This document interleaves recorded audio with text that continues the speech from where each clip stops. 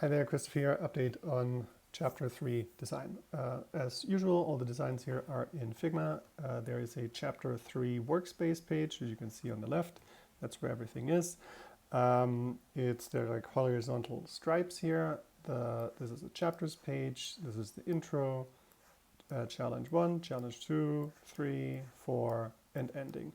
There are a few patches still, like this image and this image here are not final. All of the images should not be considered final, but they're just images, right? They're easy to swap out.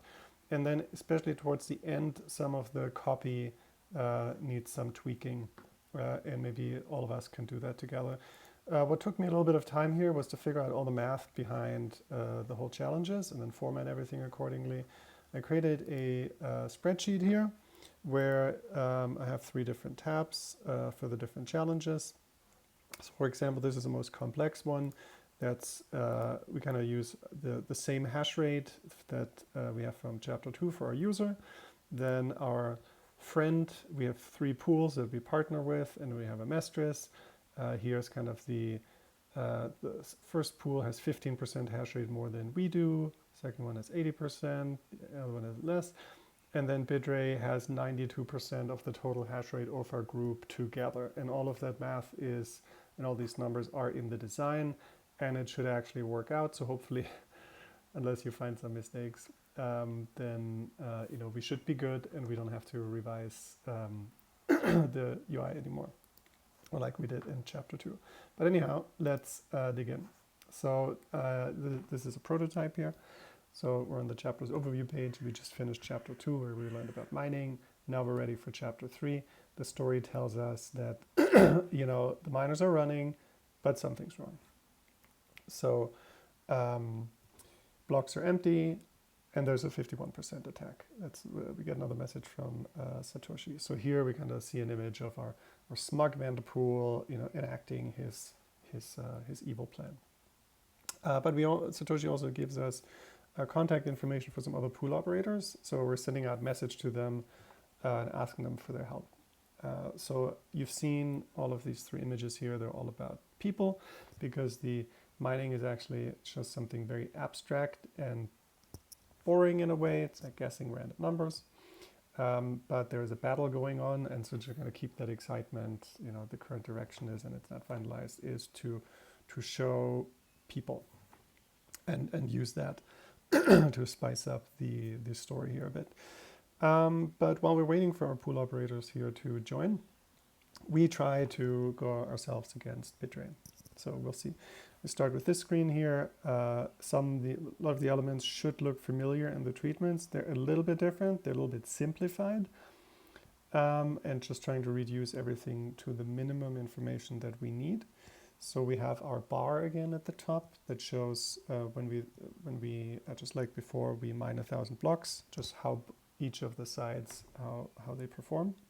The start button should look familiar. That's the start mining button from chapter 2. And then the treatment at the bottom here as well. The text is a little bit smaller because later on we have to fill in a little bit more. And again, when these types of screens, they always have an initial pause screen where some of the elements are dimmed out because they're not important, they're just 0. And we highlight or we use normal coloring for the things that is relevant to the user at this point. So in this case, we want the user to compare their own hash rate to the one of Bidray. So they have 4 times as much as we do. One of the tricks here is that the power to 15 is a little bit small. That power increases later on. I'm not sure if that's ideal. We might have to tweak that one. But let's say in here I press start. We start mining 1,000 blocks, and we can just say this takes 15 seconds or so. The nonce keeps ticking up, and we only have about halfway through. We only have 96 blocks, and Bidray has 404 already. And then at the end, it didn't go too well. We lost, and we get to compare how far we got with our nonces. Bidray is already on 10 to the power of 18. We're still at 17. Clearly a big difference. So now we need to wait for our partners. And this is like a fake waiting screen here. We're not inviting anyone really. We're just waiting 2 seconds and then have one or one of the other pool operators pop in, then we'll wait another 3, and then we'll wait another 2 or so. We just kind of fake this a little bit, and then and the layout should be fixed. And then we're pooling together with the mining maniacs, the hash hoppers, and the coin crunchers, and those names can change. But now our group's together, and we're going to try to go up against bitrate. So again, here you can see a lot of things were dimmed out. The hash rate, you can compare your own hash rate to your pool partners and the one of bitrate. Each of us has less than bitrate, but combined we have more, and that's what matters. And then we go through what's going on here? We go through the simulation again. There we go. And about halfway through, we notice something weird.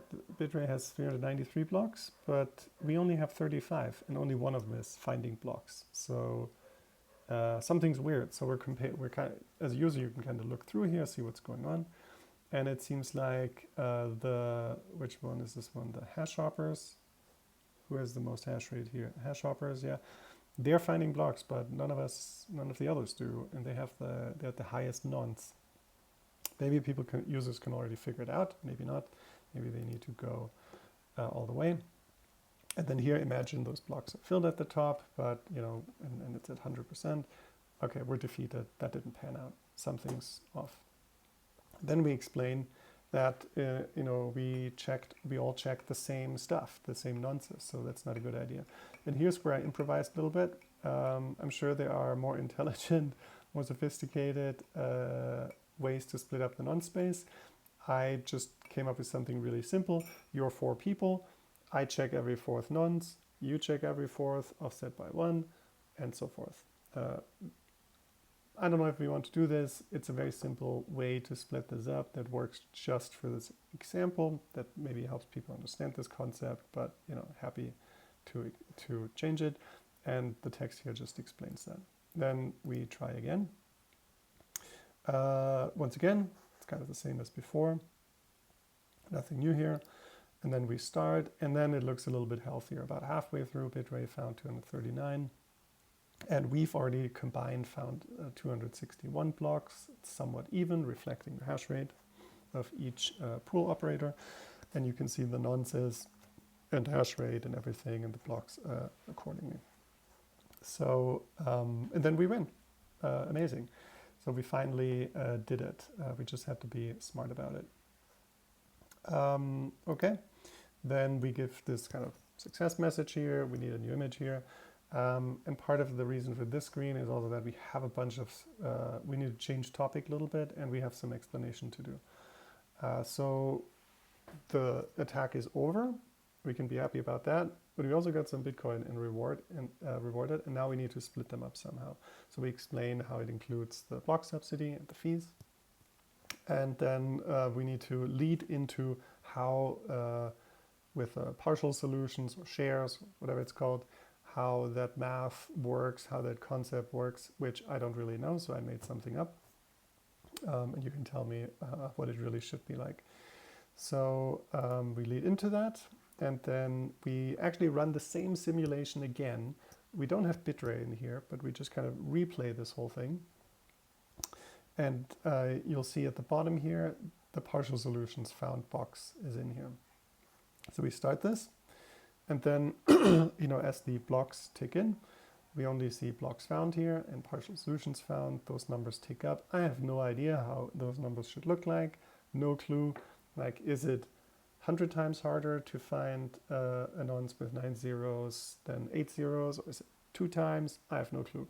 That's where I need some help. I need to extend that Google spreadsheet.